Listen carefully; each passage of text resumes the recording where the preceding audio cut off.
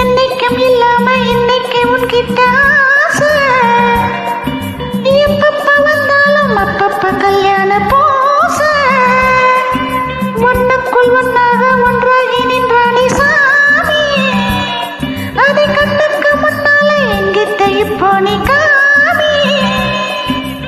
ராகு காலம் போனது, யோக நேரம் கூடுது, பாரிஜாதம் ஆடுது, சாந்தி தேடுது. மதில் மேலே வரும் பூனை எதில் பாயுமா?